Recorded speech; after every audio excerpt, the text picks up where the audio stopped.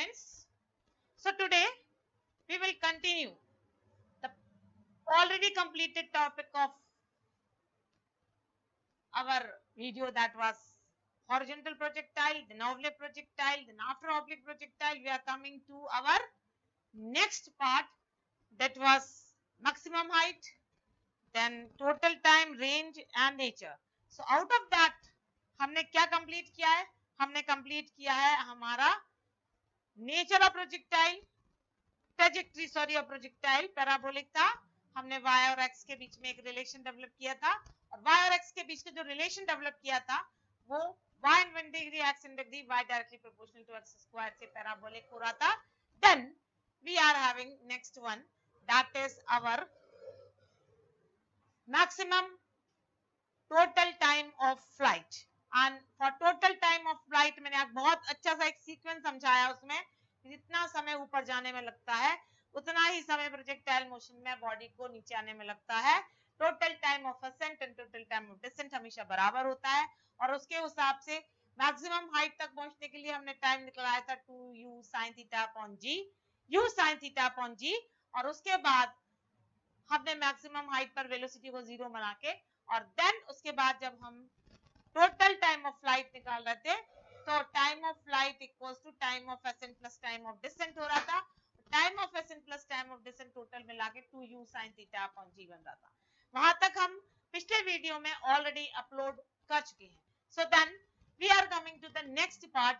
अब हमें इस हॉरिजॉन्टल प्रोजेक्टाइल की नेक्स्ट कौन सी कैरेक्टरिस्टिक्स को अपलोड करना है, या हमें क्या ऐसा नया उसमें पढ़ना है, क्या क्या चीज उसके साथ हो सकती है, कौन कौन सी कैरेक्टरिस्टिक प्रॉपर्टी है। हम यहाँ पर निकालेंगे अब मैक्सिमम हाइट। मैक्सिमम हाइट, तो जो मैक्सिमम हाइट हम निकाल रहे हैं उसको हम कैपिटल एस से रिप्रेजेंट कर रहे हैं, और यहाँ पर पॉइंट हमारा आ रहा है P, और यहाँ O से ये चलना शुरू करा था। इसके पास इनिशियल वेलोसिटी u थी, as previously said इसके दो कंपोनेंट हमने जोड़े थे, u sin थीटा जो वर्टिकल डिस्प्लेसमेंट के लिए रिस्पांसिबल है, और वेलोसिटी का कंपोनेंट u cos थीटा जो हॉरिजॉन्टल डिस्प्लेसमेंट के लिए रिस्पांसिबल था। और हम इसमें अब लगाते हैं हमारा अगला इक्वेशन ऑफ मोशन, और वो अगला इक्वेशन ऑफ मोशन है हमारा फिर से s equals to ut plus half at square, और इसके लिए हम यहाँ पर लेके चल रहे हैं h equals to u sin theta into t1 plus 1 upon 2 minus g into t1 square.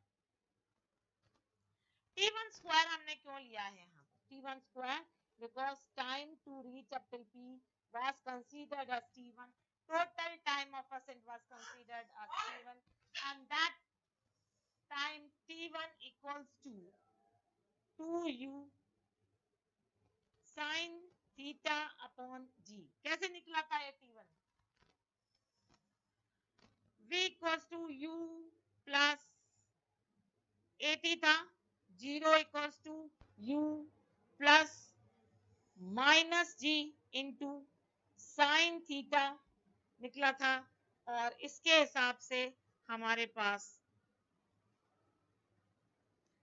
u plus u sine theta plus of minus g into t1 निकला था, और इसके हिसाब से हमने t1 निकाला था u sine theta upon g। उस t1 को हम यहाँ सब्स्टिट्यूट करेंगे।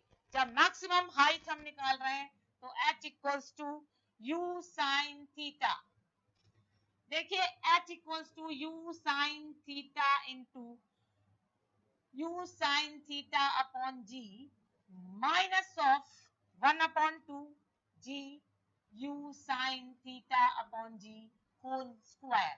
ये हमारा निकला था मैक्सिमम हाइट। इसमें आप ले लीजिए एलसीएम, और जब आप एलसीएम लेंगे तो 2g आ जाएगा, 2u sin square theta minus of G U square sine square theta हो रहा है ये।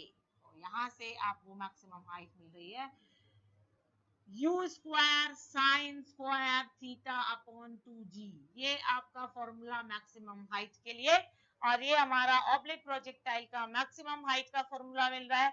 अब आप इसमें देखो, अगर ये हमारा ऑब्लिक था, that means we have applied here theta equals to angle at angle we have taken, and we have taken the vertical component of velocity. Vertical component of velocity, you sin theta was acting against the direction of gravity, so g is taken minus t1. We have taken total time of ascent, that is the time required to go for the projectile to reach to height h, मतलब p point तक पहुंचने में उसने कितना समय लगाया है, वो t1 हमको मिल रहा है.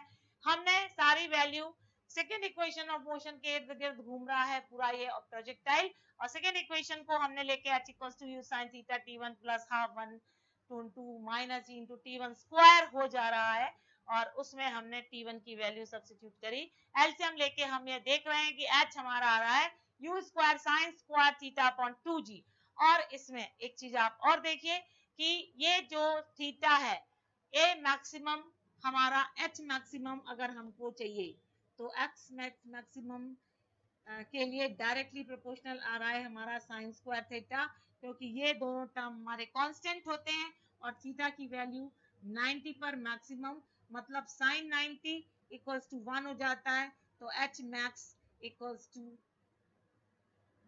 इक्वल्स टू हो जाएगा u square upon 2g. But maximum height तो मिल रही है हमें, लेकिन हमारा जो मोशन है, अब चूंकि हमने थीटा हटा दिया, थीटा की जगह हमने साइन थीटा साइन 90 करके थीटा शिफ्ट कर दिया है, उसकी वैल्यू 1 डाल दिया है, तो दैट मींस अब ये हमारा मोशन प्रोजेक्टाइल तो रहा, लेकिन इसके पास सिर्फ एक ही कंपोनेंट है, और वो कंपोनेंट हमारा आ रहा है वर्टिकल कंपोनेंट. एक ही कंपोनेंट है और वो कंपोनेंट आ रहा है हमारा वर्टिकल कंपोनेंट ऑफ मोशन. इस कंडीशन में हमारा हॉरिजॉन्टल कंपोनेंट ऑफ वेलोसिटी 0 हो रहा है, और हॉरिजॉन्टल कंपोनेंट ऑफ मोशन भी हमारा 0 हो रहा है. ये चीज आपको ध्यान रखना है कि अगर h max equals to u square upon 2g आता है, तो what will be the next conditions which will be satisfied. So here you can say it will be existing only, it will be explaining only the vertical component, no horizontal component of velocity is involved. Actually, we have not involved any of the vertical component here, neither horizontal component nor vertical component, because u itself is acting in the direction of height. So this part here gets over, and we get h max equals to u square upon 2g, and h equals to u square sin square theta upon 2g. इससे आपको maximum height attained by velocity मिल रही है. ये formula जो मैंने derive किया है, ये पूरा डिराइव किया है मैंने मैक्सिमम हाइट के लिए और मैक्सिमम हाइट के लिए. और कौन से फैक्टर पर प्रोजेक्टाइल की हाइट डिपेंड करेगी, मतलब अगर हाई जंप में कोई भी व्यक्ति जंप लेने जा रहा है, तो उसको अपनी हाइट को और ज्यादा इंक्रीज करने के लिए कौन सा क्राइटेरिया फॉलो करना चाहिए. मींस उसको एक तो उसकी u की वैल्यू ज्यादा होना चाहिए, क्योंकि h directly proportional to u square. जो इनिशिएटिंग वेलोसिटी है, जहां से वो दौड़ना शुरू करता है, उसकी वैल्यू ज्यादा होना चाहिए, प्लस उसका जो एंगल होना चाहिए वो मैक्सिमम अप्रॉक्स नियर टू 90 होना चाहिए, तो उसकी हाइट मैक्सिमम हो जाएगी. ये वाला कॉन्सेप्ट हमारा स्पोर्ट्समैन एथलेटिक इवेंट्स में हाई जंप के लिए काम में लाया जा सकता है. ओके, तो ये हमारी फिजिकल फिटनेस को सपोर्ट करता है कहीं ना कहीं. हम आगे आ रहे हैं, और हम अब इसके बाद नेक्स्ट कॉन्सेप्ट इसमें लेके जा रहे हैं. अब आपके पास हमने हाइट निकाला है, तो अब हम निकालेंगे मैक्सिमम हॉरिजॉन्टल रेंज. अब हम आ जाएं हॉरिजॉन्टल रेंज.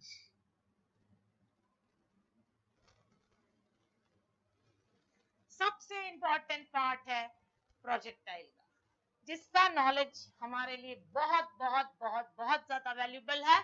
और आप देखिए, अगर हम इसको इस तरह से प्रोजेक्ट करते हैं, then the body will come from initial position with velocity u. It will be resolved into two components, u sin theta and u cos theta, and then it will reach to ground after moving in air after for some time, and that distance, horizontal distance covered by the projectile, ये जो horizontal distance projectile cover करती है initial और final position के बीच का, इसको हम बोलते हैं horizontal range, and it is represented as r. This is called as horizontal range, and it is represented as horizontal range of oblique projectile, not horizontal projectile, oblique projectile. अब ये range हमको निकालना है, तो फाइनली हमको निकालना है यहाँ पर हॉरिजॉन्टल डिस्टेंस। हॉरिजॉन्टल डिस्टेंस अगर हमको निकालना है तो that means we will require horizontal component of velocity into total time of flight। इतना दूर कवर करने में कितना समय लग रहा है वो समय और हॉरिजॉन्टल कंपोनेंट ऑफ वेलोसिटी। अब आपके पास हॉरिजॉन्टल कंपोनेंट ऑफ वेलोसिटी था u cos थीटा और टोटल टाइम ऑफ फ्लाइट है 2u sin theta upon g। ये हम दोनों, ये derivation total time of flight का हम ऑलरेडी निकाल चुके हैं और हम इसको आगे बढ़ाते हैं। जब हम इसको आगे बढ़ाते हैं तो r इक्वल्स टू हो जाएगा u square 2 sin theta cos theta upon g। तो ये हो जाएगा u square sin 2 theta upon g। अब आप बोलोगे ये sin 2 थीटा कहाँ से आ गया भाई, आप cos खा गई। ऐसा नहीं, मैंने कुछ नहीं खाया पिया है बेटा। यहाँ पर ये जो 2u sin theta cos theta था ये फिर से आपके ट्रिग्नोमेट्री से आया है। 2 sin theta cos theta equals to sin theta sin 2 theta और 2 sin a cos a equals to sin 2a। ये वाली आइडेंटिटी हमने यहाँ फ्लरिश करी है। r की वैल्यू हमारे पास आ गई है u square sin 2 theta upon g। Again you see r is coming directly proportional to sin 2 theta। और अब चूंकि r हमारा sin 2 थीटा पे डिपेंड कर रहा है तो अगर हमको r मैक्सिमम चाहिए, मैक्सिमम हॉरिजॉन्टल रेंज चाहिए, तो फॉर दैट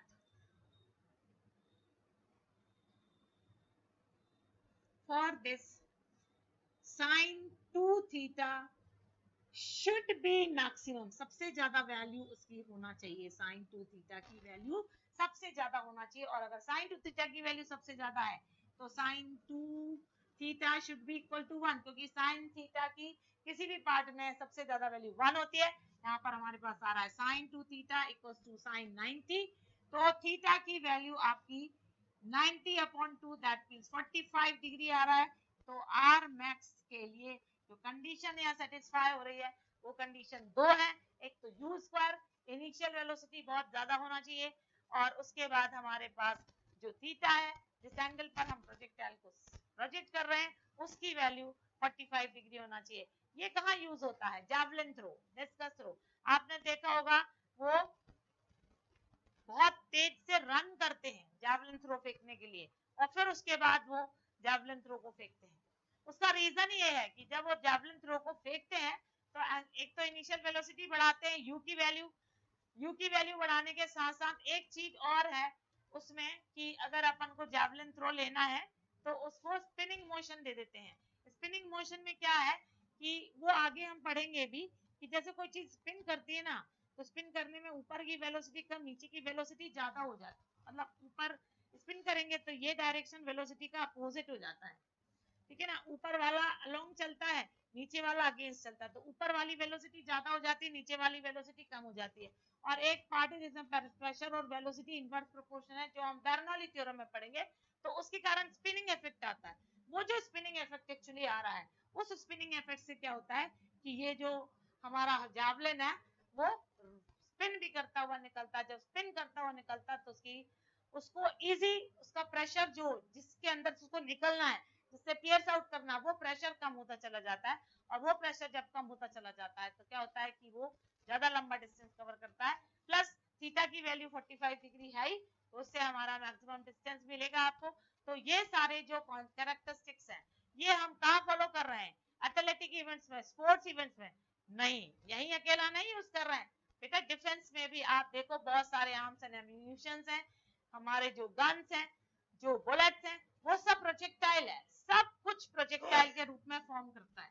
अब जब सारा कुछ प्रोजेक्टाइल है तो अब आप देखिए आगे हम चलते हैं और एक चीज मैं आपको और बता दूं, ये तो प्रोजेक्टाइल है ही, हमारे पास जो अर्थ के सरफेस से हम सैटेलाइट्स प्रोजेक्ट करते हैं, अर्थ के सरफेस से सैटेलाइट्स प्रोजेक्ट करते हैं तो उनकी भी हम वेलोसिटी बढ़ाते चले जाते हैं क्योंकि हमें मालूम है range directly proportional to U square भी है तो हम धीरे धीरे उसकी वेलोसिटी बढ़ाते चले जाते हैं।